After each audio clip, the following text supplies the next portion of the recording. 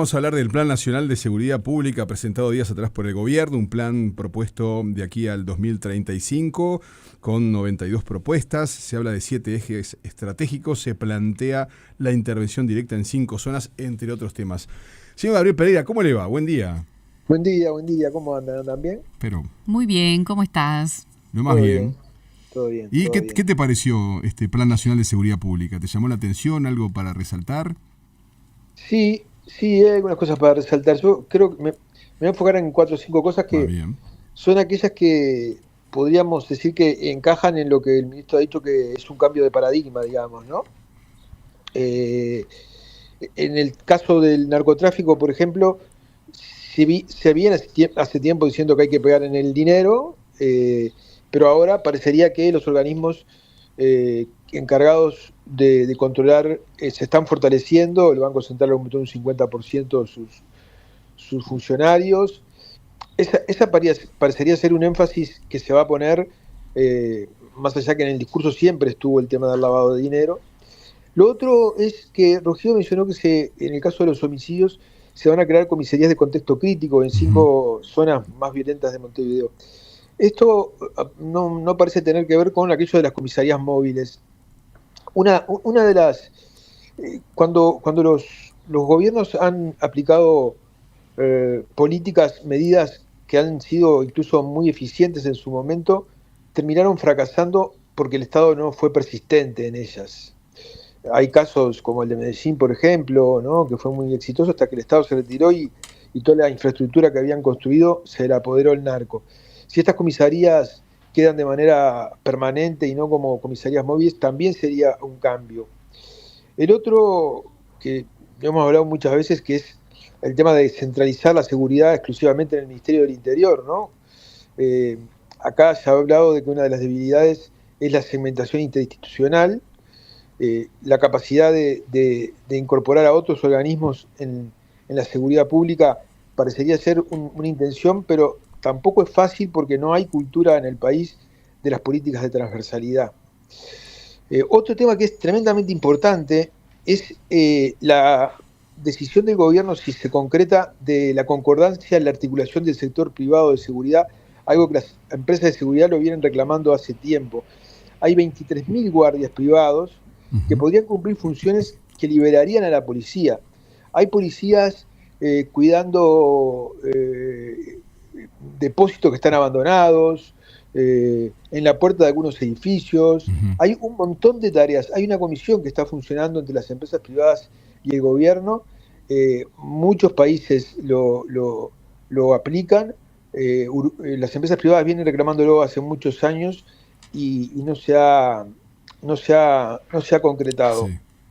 Eh, en un momento, Rogido creo que es, que dice que la política pública debería informarse y articularse con actores de esas organizaciones que poseen un enorme conocimiento del territorio, tienen confianza de la ciudadanía, llegan donde el Estado no llega y pueden orientar los recursos públicos para tener mejores resultados. Y esto tiene que ver con lo que para mí es la propuesta más importante Ujú. que tiene el plan de seguridad del gobierno, y que esto sí, de verdad, implica un cambio de paradigma eh, en el enfoque de la seguridad pública, y que es el concepto de disuasión focalizada. Ujú. Diversos organismos internacionales vienen señalando hace ya tiempo que esta es la alternativa para América Latina enfrentar el crimen organizado, porque sin dejar de lado la represión, el Estado se planta un paso antes de ingresar en la represión, en llenar las cárceles de pequeños narcotraficantes, de llenar las calles de muertos. El Banco Interamericano de Desarrollo lo define así: la disuasión focalizada busca cambiar el comportamiento del infractor mediante la comprensión de las dinámicas subyacentes que producen el delito, las condiciones que sostienen los problemas de la delincuencia recurrente y la implementación de una estrategia combinada, apropiada y enfocada a acciones de aplicación de la ley, movilización comunitaria y servicio social. En el caso específico de estas intervenciones, se identifica a los grupos Ujú. y a los cabecillas que reiteran comportamientos violentos mediante análisis e inteligencia. Luego, estos individuos pasan a ser objeto de una iniciativa de comunicación a través de foros o llamados grupales, orientado a informarles que están bajo un constante escrutinio, que no se tolerarán nuevos episodios de violencia y que en caso de reincidencia se aplicará todo el peso de la ley. Paralelamente, se desarrollan acciones asociadas a la prestación de servicios públicos y sociales y se promueven vínculos con líderes comunitarios, quienes proveen apoyo moral a la intervención. La disuasión focalizada surgió en Boston en la década de los 90 con el nombre de Cese el Fuego y se enfocó en las pandillas y redujo los homicidios un 63%. En el Reino Unido lo redujo un 17%. Luego ayer hablaba con el ministro del Interior y me decía que en algunos cuadrantes en los que está dividida la ciudad de Montevideo, hubo lugares donde hubo un mes sin homicidios. Ajá. O sea, Gabriel, lo que estás diciendo es la disuasión focalizada es que te plantás en el barrio, digamos. La disuasión focalizada tiene como aliado una política aplicada por el gobierno pasado y que se mantiene, que son los disuasores de violencia. Uh-huh. Los interruptores. Los interruptores de violencia. Uh-huh. Los interruptores de violencia. La estrategia es la siguiente. En los países donde hay grupos que destacan por encima de otros y son más violentos y más poderosos, los gobiernos lo enfocan a ese. En el caso de Uruguay no es el caso, son un montón de bandas que todas tienen más o menos el mismo poder de fuego, entre comillas. A través de inteligencia se detecta, a través de inteligencia y de otras cosas como el shot spotter y un montón de cosas, se detecta cuáles son las pandillas más violentas, los grupos más violentos. Por un lado eso, y por otro lado a través de los interruptores de violencia, donde hay, porque hubo un ataque a un integrante de una banda o a un líder, donde hay posibilidades de que estalle un foco de violencia que después deja un tendal de muertos. La policía comunitaria se presenta en el lugar, se contacta con las organizaciones sociales y contacta a los líderes de las bandas. Contacta a los líderes de las bandas y les transmite que están bajo escrutinio, uh-huh, que se va a hacer duro con ellos y que se les pide que bajen los niveles de violencia.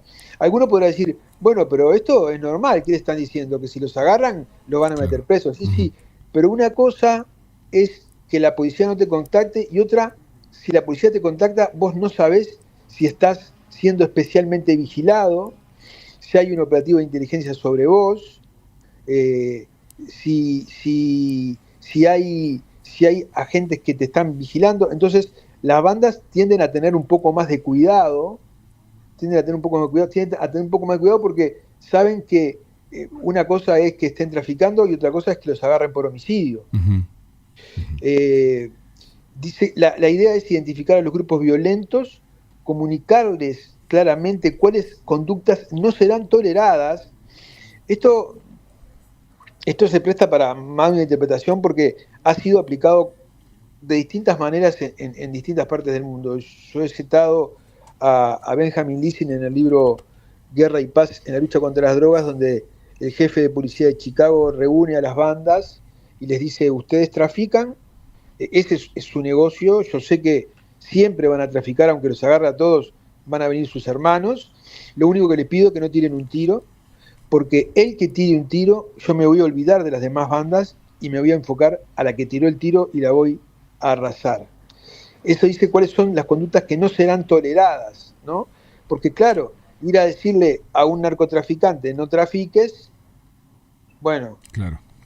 Pero otra cosa es decirle, la sociedad no te está apoyando, estás complicando al barrio, y a la vez se le llama teoría de palancas, porque se utilizan los recursos del Estado para que, sobre todo a los muchachos más jóvenes, a la vez que se los contacta, poder ofrecerles una alternativa de vida.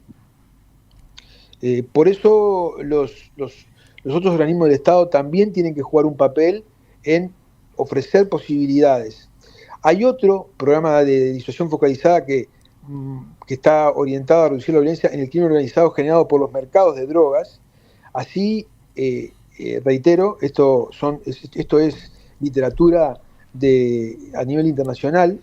Se identifica a los vendedores a nivel de calle se incapacita a victimarios violentos asociados a esos mercados, se suspenden los casos criminales, algunos se les suspenden, digamos, en algunos países, cuando se detecta un vendedor, lo que se le dice es: yo te suspendo el proceso, siempre que no hayas cometido un acto violento y que no vuelvas a cometer un acto violento, y te doy la posibilidad de rehabilitarte. Y se le comunica claramente a los vendedores que el comportamiento no será tolerado siempre que, más allá de la venta de drogas, incurran en actos violentos. Esto no necesariamente significa que aquí en Uruguay va a ser aplicado de la misma manera. Está siendo aplicado, los policías se han contactado con líderes de bandas, les han comunicado esto, y a juicio del Ministerio del Interior, en 3 o 4 cuadrantes han pasado, en algunos casos, una semana, en otros casos 15 días, en otro caso un mes sin homicidios.